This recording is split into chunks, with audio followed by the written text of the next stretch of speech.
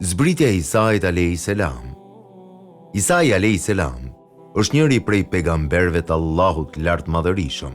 Ai është prej pejgamberëve të vendosur dhe të afërm te Krijuesi. Allahu i lartësuar e veçoi atë që të lindë prej nënës pa baba. Meriemja ishte nëna e Isait a.s., e cila dallohej nga devotshmëria dhe ndershmëria. Ajo e adhuronte Allahun në një dhomë që u quajt Mihrab, ku Allahu i lartësuar i sillte asaj furnizim çdo ditë. Allahu i madhëruar ka thënë: sa herë që hynte Zekeria në Mihrabin, dhomën e saj, gjente tek ajo ushqim e thoshte: oj Merieme, prej nga ty ky ushqim? Ajo i thonte: ai është nga Allahu, se Allahu atë që do pa mas e furnizon. Ali Imran 37. Zekeria a.s. i bëri asaj në xhami një vend të nderuar, ku nuk mund të hynte në të askush përveç saj. Ajo e adhuronte Allahun aty ditë dhe natë. Pejgamberi i Allahut Zekeria, sa herë që futej tek vendi ku ajo adhuronte Allahun, pranë saj gjente ushqime që e habisnin. Në dimër gjente fruta verore dhe në verë gjente fruta dimrore. Prandaj e pyeste vajzën shpesh herë: prej nga të vinë ty këto fruta? Ndërsa ajo i thoshte: më vinë nga Allahu, do më thënë që ky është një risk që më ka furnizuar Allahu, se Allahu atë që do pa mas e furnizon. Pastaj vjen lajmi që melekët i dhanë Meriemes. Allahu i lartësuar tha: përkujto kur ëngjëjt i thanë: o Merieme, Allahu të dalloi ty me besim e karakter, të pastroi nga shpifjet e breje dhe të lartësoi mbi gratë e botës. O Merieme, i thanë asaj melekët, adhuro Zotin tënd, bëj sejdë, vërballi në tokë dhe bëj ruku për ulu bashkë me ata që bëjnë ruku për ulen. Ali Imran 42-43.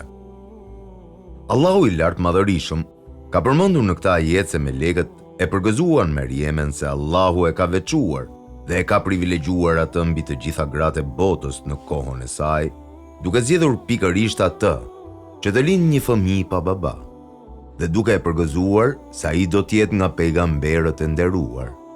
Ai u flet njerëzve që në djep, kur është foshnjë i vogël, u flet atyre edhe i rritur. Ali Imran 46. Do më thënë se kur është i vogël, do t'i thëras njerëzit për në adhurimin e Allahut të vetëm dhe të pashoq. Po kështu do të veproj edhe kur të jetë burr i rritur, gjë e cila tregon se ai do të arrijë moshën e burrërisë dhe do të thëras për tek Allahu në këtë moshë. Ajo u urdhërua që ta adhurojë Allahun shumë duke u falur, duke bërë sejdë dhe ruku që ta arrijë të jetë e përkushtuar. Ta meritoj këtë nder dhe ta falenderoj Allahun për këtë begati që i ka dhuruar. Është thënë se ajo që ndronte në namaz derisa i enjteshin këmbët, Allahu qoftë i kënaqur me të. Lutim Allahun që ta mëshiroj si atë ashtu edhe nënën dhe babain e saj. Nga Enesi radiallahu anhu, për cilët se i dërguari Allahut sallallahu alaihi wasallam ka thënë: mjaftojnë vetëm 4 gra në botë për t'u marrë shembull: Meriemja, vajza e Imranit, Asia, gruaja e Faraonit, Atidja, vajza e Huejlidit dhe Fatimja, vajza e Muhamedit. Ngjarja e shtatzanisë së Meriemes me Isain alayhis salam.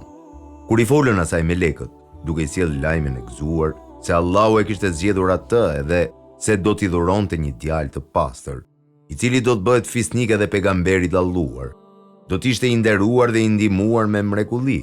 Ajo u çudit për lindjen e tij pa baba, pasi nuk ishte e martuar dhe nuk ishte as e pandershme. Ata melekët i thanë se Allahu është i gjithfuqishëm për çdo gjë. Kur ai dëshiron diçka, thot vetëm bëhu dhe ajo bëhet.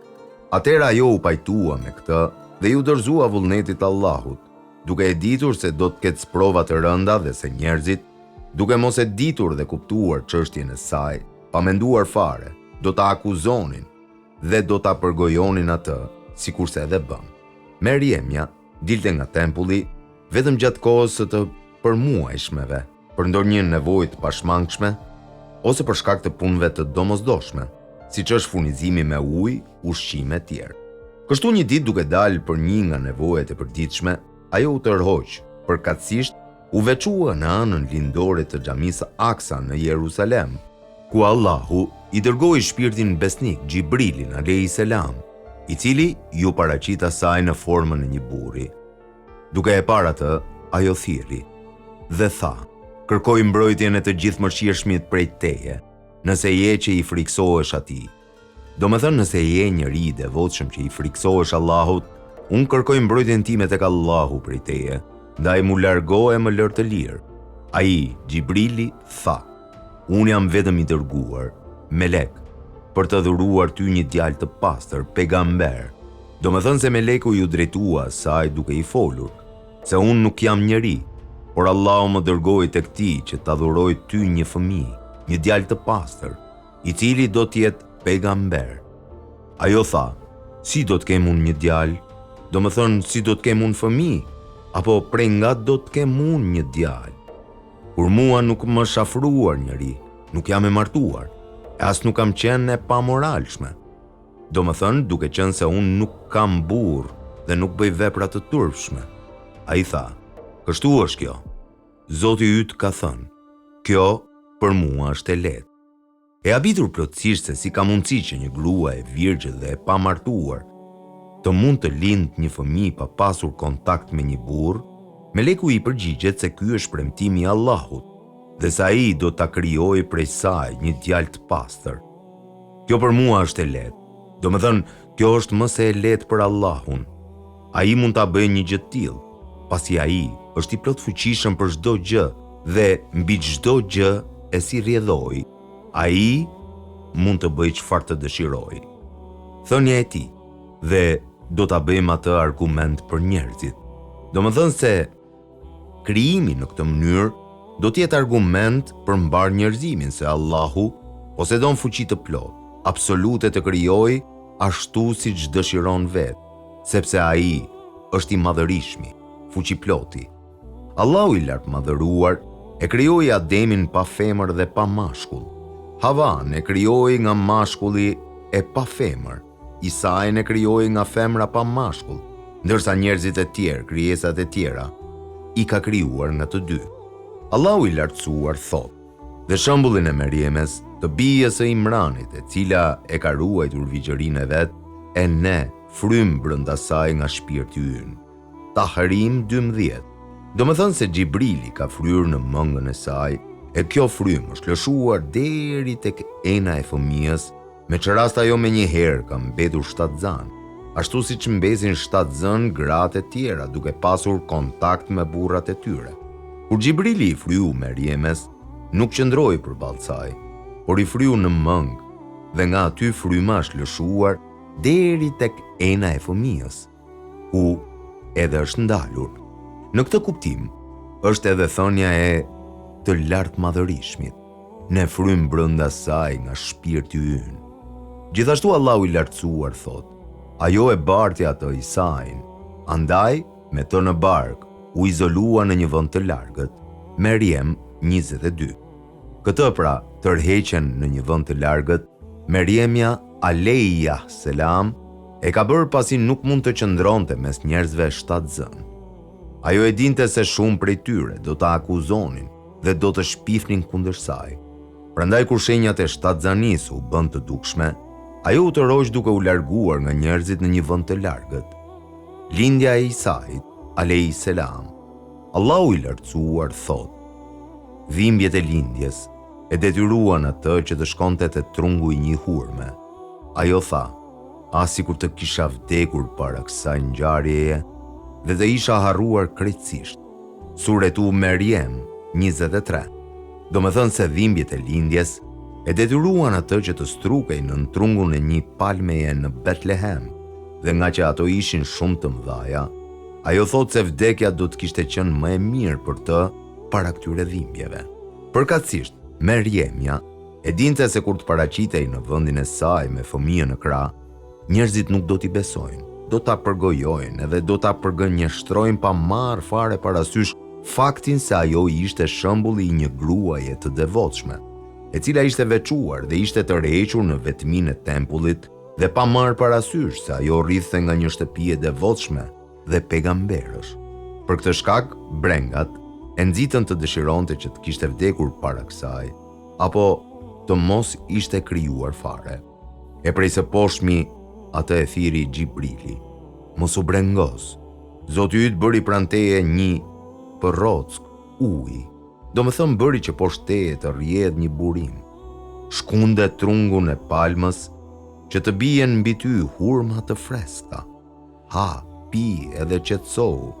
Nëse vëren ndonjë njeri, i thuaj: unë jam betuar në të gjithë mëshirshmin, se do të agjeroj, do të hesht. Prandaj sot nuk do të flas me askënd." Merjem 25-26.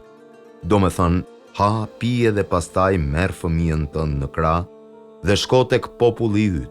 Nëse shikon ndonjërin prej njerëzve, ti tregoj atij me shenjë: unë jam zotëruar të gjithë mëshirshmit, se do të hesht, edhe nuk do t'i flas askujt. Dhe u kthye tek populli i vet, duke mbajtur fëmijën në krah. Ata i thanë: "O Merjeme, ke bërë diçka të turpshme. O motra e Harunit, baba yt nuk ka qenë njëri i keq, as nëna jote nuk ka qenë grua e shturur. Do më thënë se ke bërë një gjuna të madh dhe një vepër shumë të shëmtuar." Isai a.s. flet në djep. Në çastin kur Merjemes ju acarua situata dhe fjalët që populli po fliste kundër saj e rënduan te imase, Allahu i lartësuar e pastroi nderin e saj nga çdo gjë e ndyrë që ata i më vishnin. Allahu thot: "Ajo bëri me shenjë nga i biri, do më thënë pyesni fëmijën." Atëherë të pafatët ndërta thanë: "Si ti flasim ne fëmijës që është në djep? Si po na rekomandon se do të na flas ne një fëmijë që ende nuk di të flas, që është ende foshnjë në gjie dhe në djep, edhe që nuk di të dallojë asgjë." Atëherë Allahu ja bëri të mundur Isait a.s. që të flas. Ai Isai në djep tha: "Unë jam robi Allahut.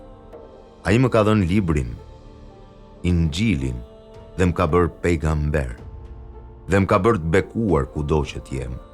Ai më ka porositur që të falem e të jap zekat sa t'jem gjallë, dhe që t'jem i mirë ndaj nënës time, dhe nuk më ka bërë të ashpër dhe të padëgjueshëm. Le të jetë paqja e shpëtimit mbi mua në ditën që kam lindur, në ditën që do të vdes dhe në ditën që do të ringjallem." Këto ishin fjalët e para të cilat i foli Isai, biri i Merjemes. Ai Isai tha: "Unë jam robi i Allahut." Dhe nuk tha se unë jam biri i Allahut, sepse Allahu i lartësuar është i vetëm dhe i pashoq. Ai nuk ka zgjedhur as bashkëshorte, as bir. I lartësuar dhe i pastër është Allahu, i cili krijoi krijesat dhe i dha secilit shpirt që të udhëzohet në të vërtetën. Ky është realiteti i Isait a.s. Allahu i madhëruar thot: "Ky është Isai, i biri i Merjemes. Kjo është fjala e vërtet për të cilën ata dyshojnë dhe diskutojnë. Allahu nuk ka mbetur të marrë dikë për bir. I pastër është ai. Kur vendos diçka, ai vetëm thot për të bëhu dhe ajo bëhet." Merjem 34-35. Gjithashtu i lartësuar i thot: "Padyshim puna e Isait tek Allahu është si puna e Ademit, të cilin Zoti e krijoi prej baltës dhe pastaj i tha: bëhu njeri, dhe ai në çast u bë." Ali Imran 59. Allahu i madhëruar e begatoi Isain a.s. I lartësuar i thot: Allahu atë ditë i thot: "O Isa, biri Merjemes, përkujtoi të mirat e mia ndaj teje dhe ndaj nënës sate, kur të fuqizova me shpirtin e shenjtë Gjibrilin, e ti u fole njerëzve kur ishe në djep, edhe kur ishe i pjekur si burr, kur ta mësova ty librin e urtësin, Teuratin e Injilin, kur me lejen time formove nga balta si formë shpeze i fryve asaj dhe me urdhrin tim u bë shpezë, kur e shërove të verbrin dhe të sëmuri nga sëmundja e lëkurës me dëshirën time, kur me urdhrin tim i nxore të gjallë të vdekurit, kur i zbrapa ben Izraelit prej teje që deshen të mbysnin, atëherë kur erdhe me argumenta e disa prej tyre që nuk besuan thanë: "Kjo mrekullia e Isait nuk është tjetër vetëm se magji e qartë, dhe kur i frymzova havariunët, i urdhërova: të më besoni mua dhe të dërguarin tim." E ata thanë: "Ne besuam, e ti dëshmo se ne jemi musliman." Maide 110-111. Allahu i lartësuar ka treguar për myshten, për gëzimin që dha Isai për Muhamedin, paqja edhe bekimi i Allahut qoftë mbi ata të dy, duke thënë: "Kujto kur Isai, i biri Merjemes, tha: O bide Izraelit, unë jam i dërguar i Allahut tek ju, për t'ju vërtetuar Teuratin e shpallur para meje, dhe për t'ju sjell lajmin e gëzueshëm për një të dërguar, emri i të cilit është Ahmed, që do të vi pas meje." Por kur ai u solli shenja të qarta, ata thanë: "Kjo është magji e hapur." Saf 6. Kështu që Isai a.s. është vula e pejgamberëve në mesin e bijve të Izraelit, ndaj edhe solli lajmin e gëzueshëm tek populli i tij për ardhjen e vulës së të gjithë pejgamberëve dhe përmendi emrin e tij. Ai u tregoi atyre cilësitë e tij, që ta njohin kur të vijë edhe ta pasojnë atë kur ta shohin, me qëllim që t'u ngrejë atyre argumentin dhe të jetë kjo një mirësi prej Allahut, siç ka thënë i lartësuari: "Atyre që ndjekin të dërguarin ton, profetin, që nuk di shkrim e lexim, të cilin ata do ta gjejnë të shënuar në shkrimet e tyre në Teuratë dhe Ungjil. Ai do të urdhërojë ata të bëjnë vepra të mira dhe do t'i ndalojë nga të këqijat. Do t'u alejojë të mirat e do t'u ndalojë të këqijat, duke i liruar nga barrët e rënda dhe vështirësitë që kanë pasuar. Prandaj ata që do ta besojnë, përkrajnë dhe nderojnë atë, duke ndjekur dritën që është zbritur me të, pikërisht ata janë të fituarit." Araf 157. Shokët e dërguarit Allahut sallallahu alaihi wasallam thanë: "O i dërguari i Allahut, na tregon ne për veten tënde." Ai sallallahu alaihi wasallam tha: "Unë jam lutja e gjyshit tim, Ibrahimit, myshdeja e vëllait tim Isait dhe ëndra e nënës time, të cilën e pa kur ngeli 7 zanë me mua, sikur doli prej saj një dritë e madhe, nga e cila kanë shkëlqyer pallatet e Busras në tokat e Shamit." Ngritja e Isait a.s. për në qiell. Allahu i lartëmadhërisëm thot: "E ata, jehudit, i kurdisën një dredhi mbytjen e Isait. Allahu ju kundërvu dredhisë të tyre. Allahu është asgjësuesi më i fuqishëm kundër atyre që bëjnë dredhi. Përkujto i dërguar, kur Allahu tha: O Isa, unë po të marr ty, po të ngrej tek unë, po të shpëtoj prej sherrit të atyre që nuk besuan. E ata që të besuan ty, do t'i ngrej lart mbi ata që nuk besuan deri në ditën e Kiametit, pastaj vetëm tek unë është kthimi juaj. E unë gjykoj mes jush për atë që kundërshtoheshit." Ali Imran 54-55.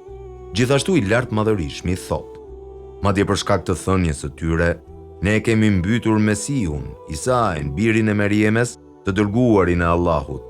Po ata as nuk e mbytën, as nuk e gozhduan, nuk e kryqëzuan në gozhda, por atyre u përngjau.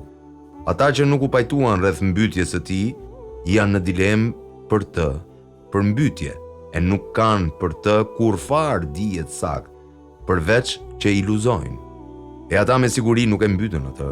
Përkundrazi, Allahu e ngriti atë pranë vetes. Allahu është i plotfuqishëm, i dijshëm. Nuk ka asnjë nga hithtarët e librit vetëm se ka për t'i besuar atij Isait para vdekjes vet.